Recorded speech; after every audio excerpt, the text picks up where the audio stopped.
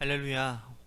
오늘 이 저녁 시간에도 하나님의 은혜를 사모하셔서 이 자리에 오신 여러분들에게 하나님의 신령한 은혜와 축복이 함께 하시기를 바라겠습니다. 이 시간 우리 같이 먼저 하나님 앞에 찬양하며 예배하기를 소원합니다. 내 삶은 주의 것이라고 하는 찬양인데요, 우리 같이 이 시간 하나님 앞에 찬양하도록 하겠습니다.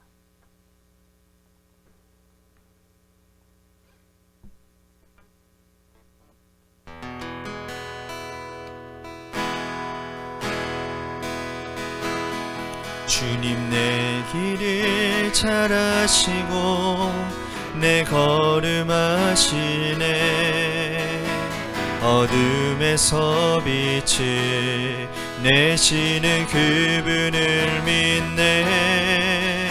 무엇으로 주를 섬길지 어디로 가야 할지 헤매이는 나를 아시고 길을 여시네.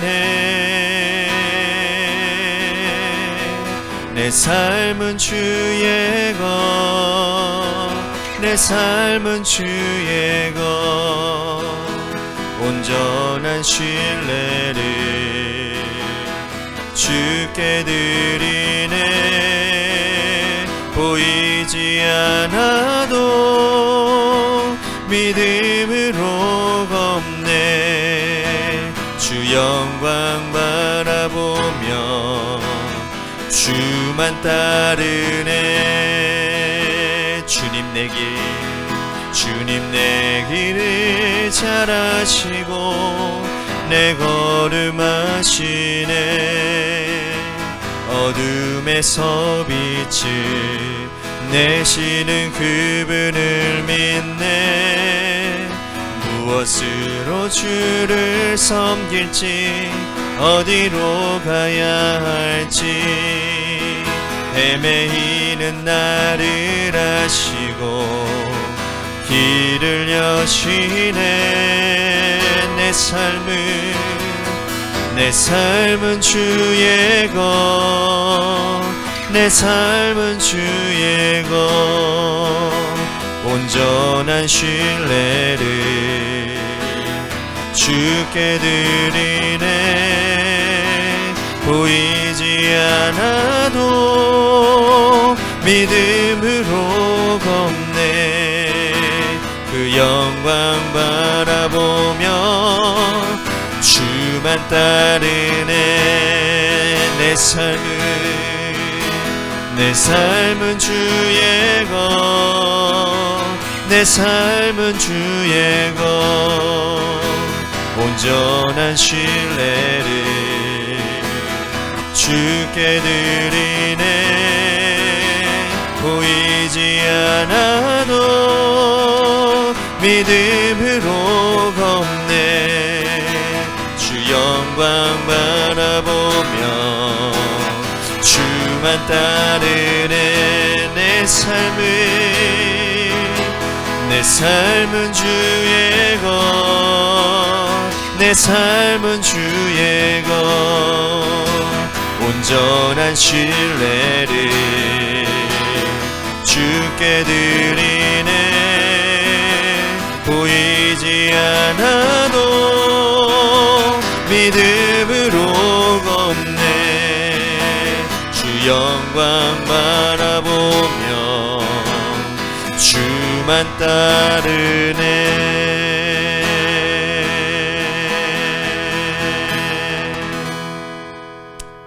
기도하겠습니다. 사랑과 은혜가 풍성하신 주님, 오늘 우리들이 불렀던 이 찬양의 고백처럼 하나님, 우리의 모든 소유와 우리의 모든 삶의 영역을 주님 것임을 고백하며 하나님 이 시간 결단하며 주님, 그래서 주님이 무슨 말씀을 하셔도 그것이 우리 안에 이해가 되지 않고 용납이 되지 않는 그런 상황 가운데서도 절대적으로 주를 순종하기에 힘쓰는, 그래서 하나님 순종의 역사가 우리 가운데 드러나는 아름다운 선한 주님의 일들이 드러나는 놀라운 은혜의 삶을 살도록 우리를 인도해 주옵소서. 주만 따르네, 주만 따르네. 이 믿음의 결단으로 오늘 하나님 우리들의 삶을 마무리하며 새로운 하나님 것들을 바라볼 수 있도록 인도해 주옵소서.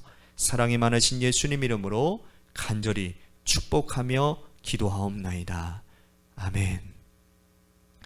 오늘 이 저녁 시간에 하나님이 우리에게 주신 말씀 보도록 합니다. 요한복음 2장 1절에서 11절 말씀까지 보겠습니다. 요한복음 2장 1절에서 11절 말씀까지, 제가 가지고 있는 성경 신약 페이지 144쪽이 되겠습니다. 여러분들의 삶의 자리 가운데서 다 성경책 피시고요. 이 시간 하나님의 말씀 우리 같이 한 목소리로 합독하며 나아가도록 하겠습니다.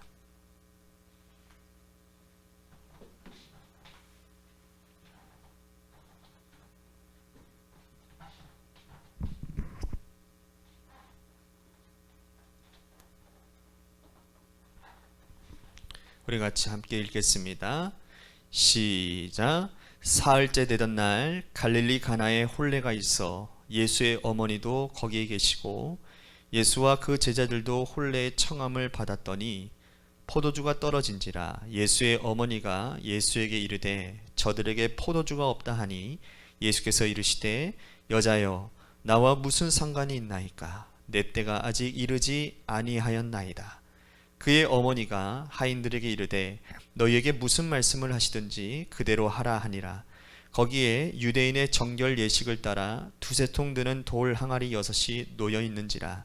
예수께서 그들에게 이르시되 항아리에 물을 채우라 하신즉 아기까지 채우니 이제는 떠서 연회장에게 갖다 주라 하시매 갖다 주었더니 연회장은 물로 된 포도주를 맛보고도 어디서 났는지 알지 못하되 물떠온 하인들은 알더라. 연회장이 신랑을 불러 말하되 사람마다 먼저 좋은 포도주를 내고 취한 후에 낮은 것을 내거늘 그대는 지금까지 좋은 포도주를 주었도다 하니라. 예수께서 이 첫 표적을 갈릴리 가나에서 행하여 그의 영광을 나타내심에 제자들이 그를 믿으니라. 아멘. 오늘 이 저녁 시간에도 하나님의 은혜 가운데 살아계신 하나님의 말씀으로 인해 여러분들의 영혼이 생명력을 다시 한번 얻는 놀라운 역사의 시간이 되기를 주님의 이름으로 간절히 축복하겠습니다. 여러분들 운동 경기 시합을 할 때 보면 선수나 감독이나 코치나 그리고 그 경기를 지켜보는 팬들이 가장 맥이 빠지고 가장 화가 날 때가 언제인지 아십니까? 그건 바로 역전패하는 일입니다. 경기 시작부터 내내 이기고 있다가 마지막 역전패를 하게 되면 이 선수들은 사기가 떨어지고 그래서 보고 있는 팬들도 화가 납니다. 그래서 야구가요, 여러분 9회가 중요해요. 그래서 이런 말이 있잖아요. 9회 투아웃부터 야구는 시작된다. 뭐 그런 말이 있잖아요. 축구도 여러분 꼭 추가 시간에 골을 먹는 경우들이 많이 있다라는 거예요. 그렇죠? 자, 그런데 반대로 선수나 감독이나 코치, 팬들이 가장 기쁘고 들뜨게 만드는 것은 반대의 일이죠. 역전승했을 때.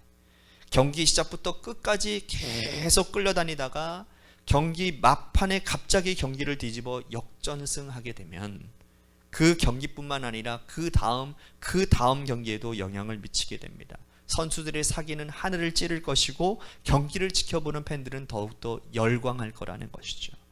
여러분, 우리의 인생에도 역시 똑같은 내용이 적용되어집니다. 인생을 살아가는 사람들의 유형을 보면 처음부터 굉장히 창대하고 처음에는 화려하고 아주 좋아 보이는데 갈수록 내리막길을 걷다가 인생 말년에 파산하는 인생들이 있습니다.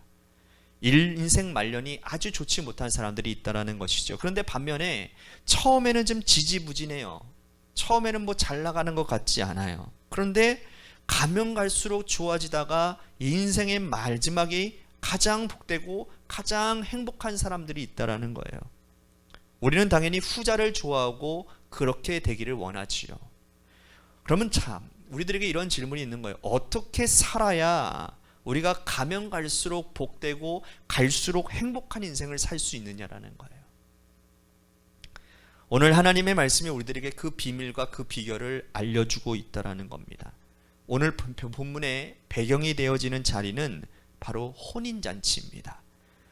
예수님과 예수님의 제자들, 예수님의 어머니인 마리아가 갈릴리 가나에 있는 한 혼인잔치에 초대를 받았어요.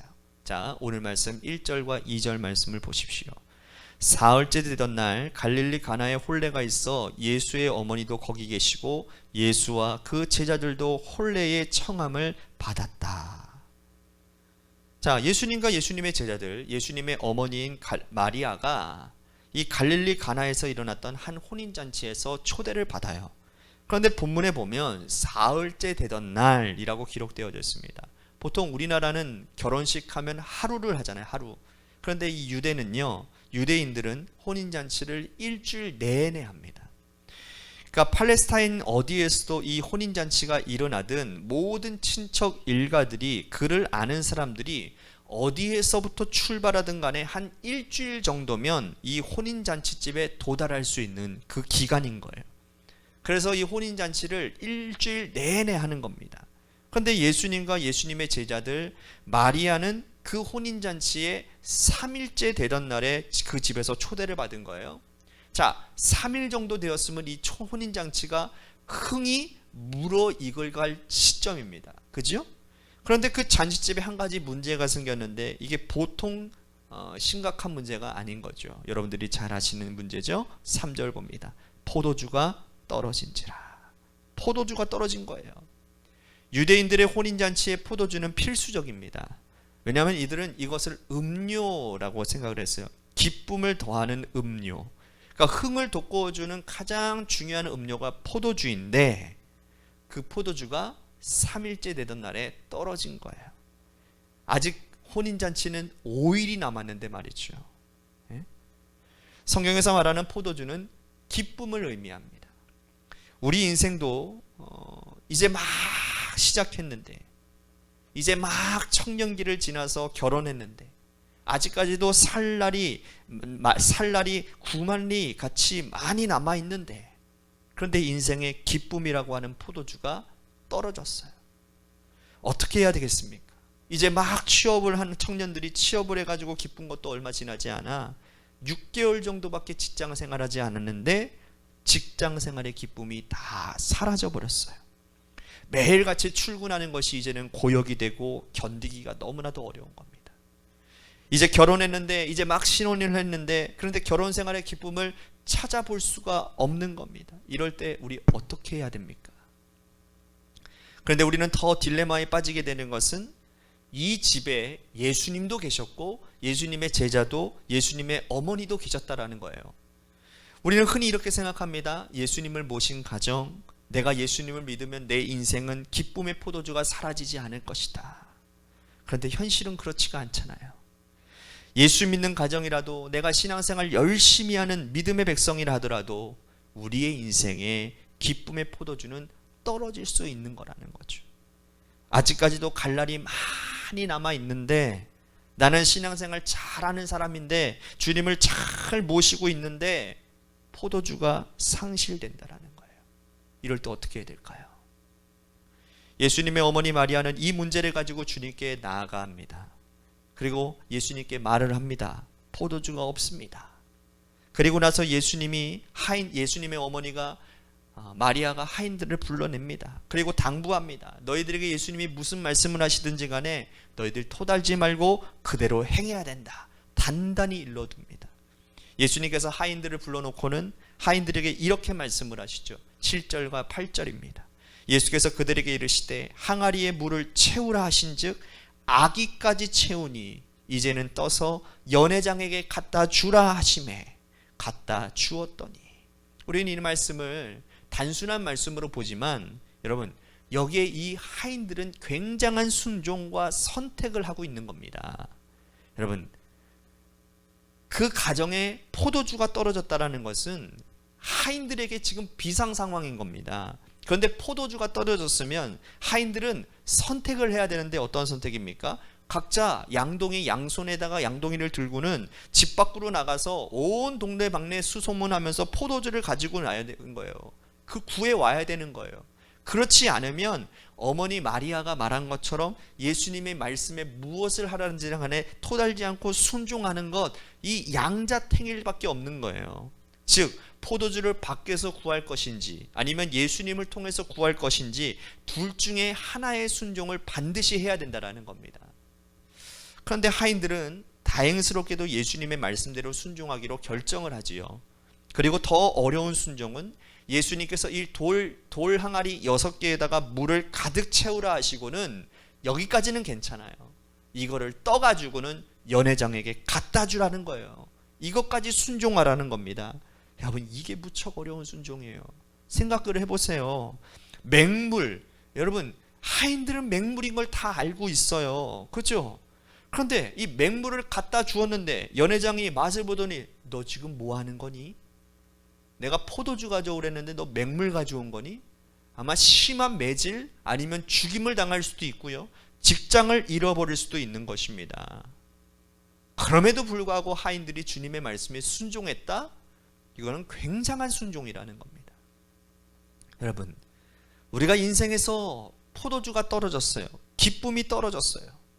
그렇다고 한다면 그 기쁨의 포도주를 바깥에서 취할 것인지, 그렇지 않으면 주님께서 우리들에게 주시도록 주님께 얻고 구하고 주님께 나아갈 것인지에 대한 선택은 우리의 몫입니다.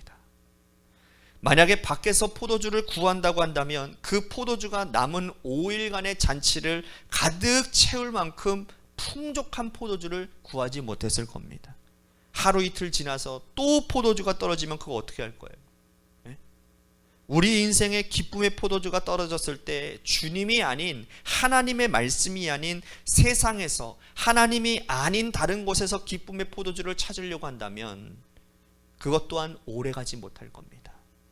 친구들에게서, 물질에게서, 자녀들에게서 내가 세속적으로 성공하고 출세하는 곳에서 기쁨을 찾으려고 한다면 그건 결코 오래가지 못하는 기쁨이 될 겁니다.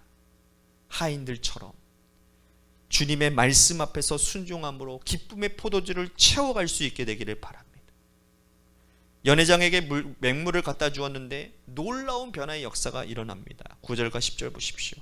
연회장은 물로 된 포도주를 맛보고도 어디서 났는지 알지 못하되 물 떠온 하인들은 알더라. 연회장이 신랑을 불러 말하되 사람마다 먼저 좋은 포도주를 내고 취한 후에 낮은 것을 내어주거늘 그대는 지금까지 좋은 포도주를 두었다 하니라. 자, 연회장이 한 말이 굉장히 큰 의미가 있어요. 저는 오늘 말씀을 준비하면서 이런 의미구나 라고 하는 것을 다시 한번 깨닫게 되었습니다. 뭐냐 하면 사람들은요, 처음에 좋은 것을 내고 시간이 갈수록 낮은 것을 낸다라는 거예요. 네? 자, 세상 사람들의 삶의 방식을 말하는 거 아니에요? 세상에 믿지 않는 사람들은 처음이 굉장히 화려합니다. 결혼하는 첫날, 직장을 출근하는 첫날, 우리 인생에 새롭고 획기적인 전기가 마련되어지는 첫날, 그때가 인생에서 가장 기쁘고 즐거운 날이에요. 그런데 날이 갈수록 그 기쁨의 포도주가 갈수록 사라지는 거예요. 그러면 그때는 어떻게 해야 되는 겁니까? 세상 사람들은 날이 갈수록, 하나님이 없이 살아가는 사람들은 갈수록 괴롭고 어려운 인생을 살아갈 수밖에 없어요. 왜? 내면이 채워지지가 않는 거예요. 내면이 채워지지 않기 때문인 거예요. 그런데 하나님의 백성들, 하나님의 말씀에 순종하고 주님의 말씀을 따르는 자들은 갈수록 복된 인생이 됩니다. 경기 막판에 역전승하는 것처럼 우리의 인생의 마지막이 더욱더 복되게 될 것이라는 거예요. 그러므로 매일매일 복되고 날이 갈수록 행복한 인생을 살아가기 위해서라도 우리는 주님의 말씀을 오늘부터라도 순종하시고 엎드리시고 주께서 우리들에게 어떤 말씀을 하시든지 간에 그대로 따라 행하는 믿음의 사람들이 되어야 되는 거예요. 그 결과 맹물과도 같은 우리의 인생이 사람들이 가장 기뻐하는 기쁨의 포도주로 변화되어지는 역사가 일어나게 되는 줄로 믿으시기를 바랍니다. 우리 같이 이 시간 하나님 앞에 기도했으면 좋겠습니다. 하나님, 매 순간순간 똑같은 일상, 반복되어지는 일상 가운데 지루하고 지체하고 또 기쁨이 사라진 허무한 인생을 살아가는 우리들의 인생 가운데 하나님, 주님으로부터 오는, 주님으로 말미암는 기쁨이 회복되어지게 하여 주옵소서. 내 영이 내 내면의 가운데 누리지 못했던 그 주님의 순종을 통한 그 기쁨이 오늘 우리 가운데 풍성하게 일어나도록 인도하여 주옵소서라고 오늘 말씀을 생각하면서 우리 같이 기도했으면 좋겠습니다. 또 한 가지 우리 같이 이 시간에 중보기도 요청드립니다.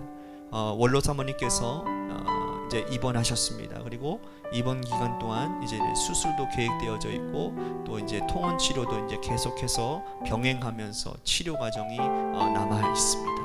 모든 치료 과정 위에, 수술 과정 위에 하나님의 은혜를 더하여 주시어서 하나님 완치케 되어 주시고 더욱더 강건하게 우리 사모님 세워 주시옵소서라고 우리 원로 사모님을 위해서 우리 같이 기도했으면 좋겠고요. 또 한 가지 이 교회를 위해서 기도합니다. 재개발 가운데 앞에 두고 있는 우리 관악교회 하나님께서 물질도 채워주시고 또한 돕는 자들의 손길도 채워주시고 우리 각 성도들의 마음 가운데 기도하는 마음도 부어주시고 우리 성도들 가운데 하나님 자원하는 심령들이 넘치도록 하나님 이 교회를 세워가기에 부족함이 없도록 이 기간을 사용하여 주옵소서. 마지막으로 여러분들의 삶의 자리와 여러분들의 자녀들을 위해서 기도하시다가 시간 돌아가시기를 바랍니다. 우리 같이 기도하도록 합니다.